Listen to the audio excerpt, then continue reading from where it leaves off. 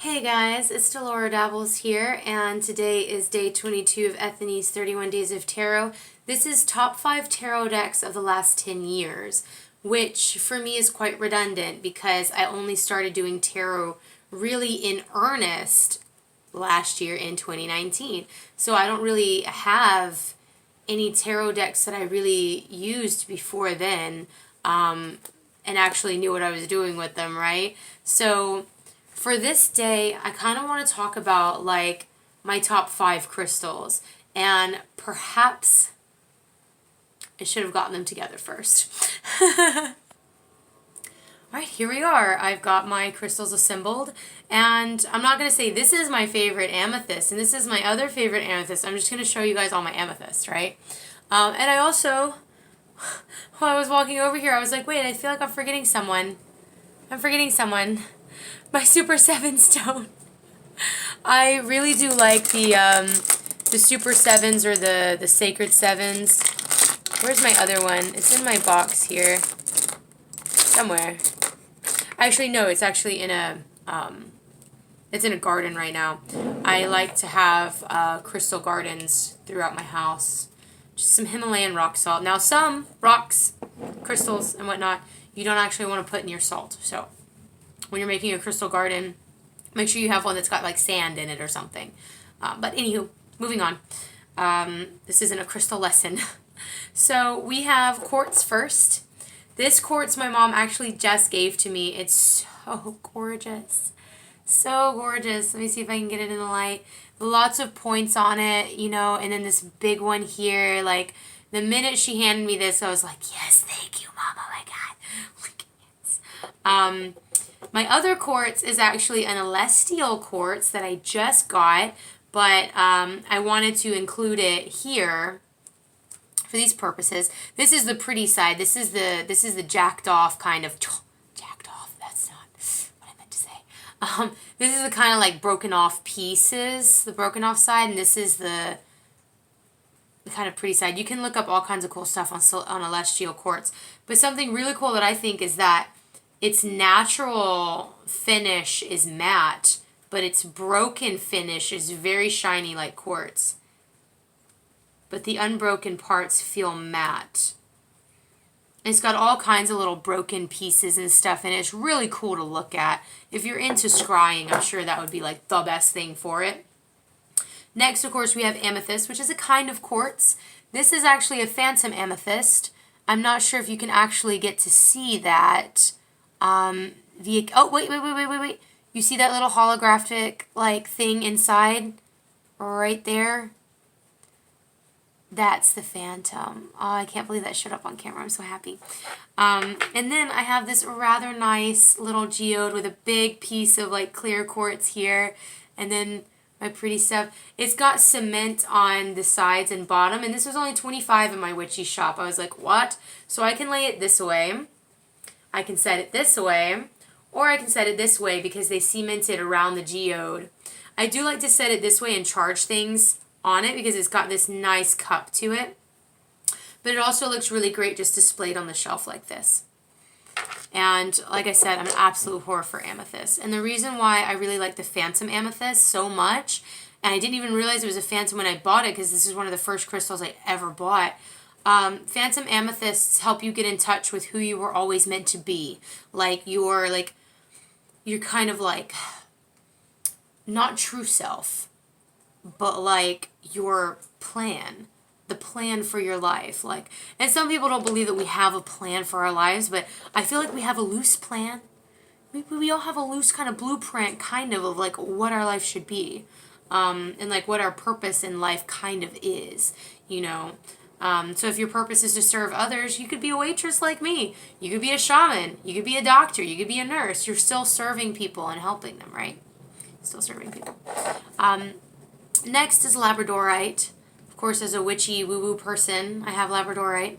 I really like how pretty and reflective parts of the Labradorite are, and it's not really going to show up on camera, it seems.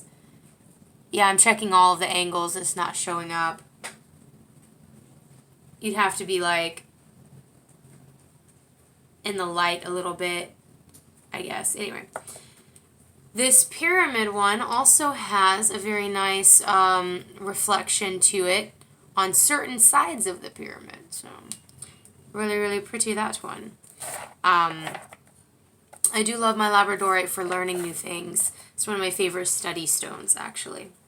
Next, we have Bloodstone. And I have this really beautiful South African bloodstone. It's got little bits of like metal and stuff in it, and it's very kind of like, you kind of see the bits of metal, and you know, it's even got a little bit of silt looking stuff right there, and then you can have like the rest of the stone looking all pretty. And I really like the shape of it too. It's a bit of a rounded tablet. Then I have a rune bag full of stones, and actually I tied a knot in this that I did not untie before, so I am a whore for amethyst, and I went and found these at Half Price Books and looked at them and was like, okay, I guess I'm getting runes today because they were only 15 bucks. And like I said, I'm a whore for amethyst, but I was like, let me see what the other bag has. And it's Bloodstone. And I wasn't that much of a whore for Bloodstone, but for some reason the idea of Bloodstone runes was like, yes. It was like, yes. Oh my god. I put the amethyst ones back. Like, that's how intense I was about, like, this is it. Like, I felt the rocks in my hand, and I was like, this one. So, that's my Bloodstones. And then last but certainly not least, we have fossils. Fossils are good for ancestral work of all kinds. This is also from a Protosquid. I keep forgetting the name of it, but if you type in Protosquid fossil, it'll come up with a little name and some pictures and stuff. I really like these. And also, squid are very smart creatures. Very, very smart. And octopi, squid, all of those. Very, very smart, intelligent creatures. So this is like, for me, a very intelligent kind of stone. It's also an ancestral stone. Anytime I think fossil, I think old, I think ancestor. So I use it for that. Next, I actually have, what is it called? Ammonite? Ammonite?